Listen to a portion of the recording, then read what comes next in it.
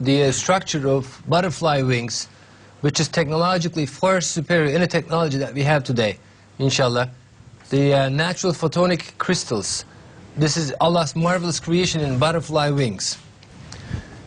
There are nanostructures in the butterfly wings. Yale researchers are interviewing the teams about the harness of the power of light. And I'm sorry, there is something wrong with the... let me...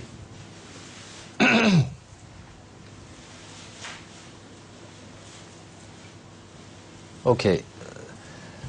Butterflies bear this complex architecture for millions of years that we see on the right-hand side. The image above is mathematicians' representation of one of the simpler types of gyroid.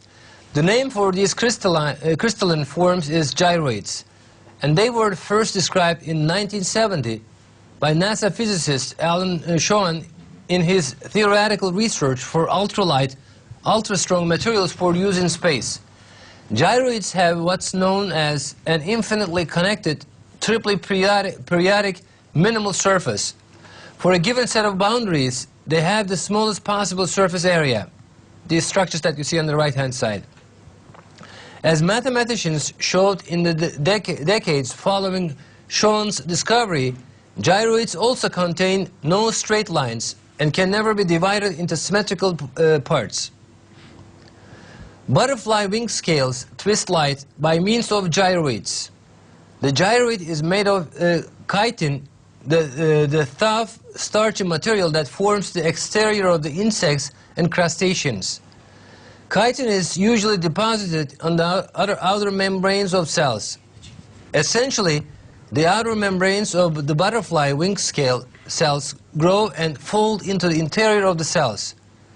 The membranes then form a double gyroid or two mirror image networks shaped by the outer and inner cell membranes. The latter are easier to grow, but are not as good as scattering light. Chitin is then deposited in the outer gyroid to create a single solid crystal. The cell then dies, leaving behind the crystal nanostructures on the butterfly wing. The vivid green color on the scales of this papillionid butterfly are produced by optically efficient single gyroid photonic crystals that you see on the picture over here.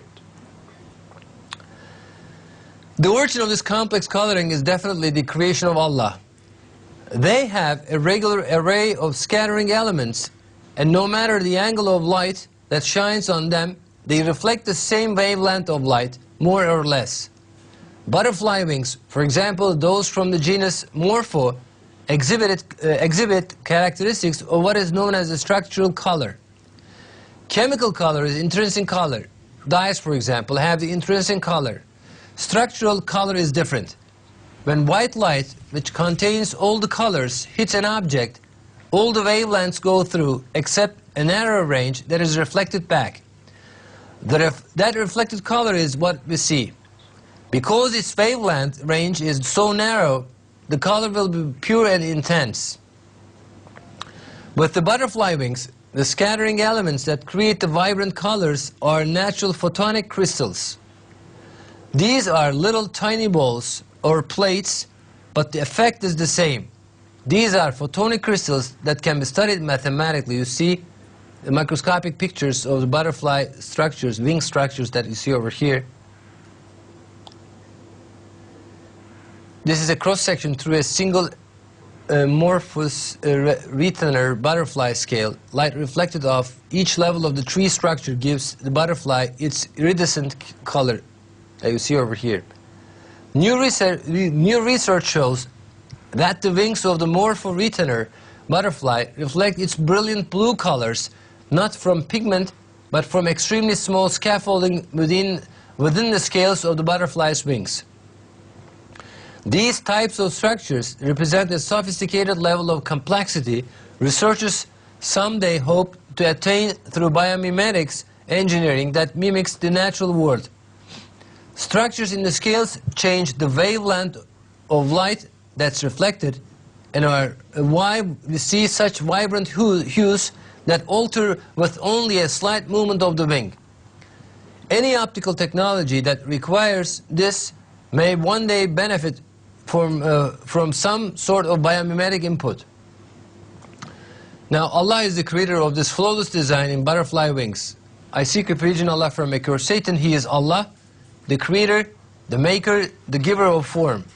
To him belong the most beautiful names. Everything in the heavens and earth glorifies him.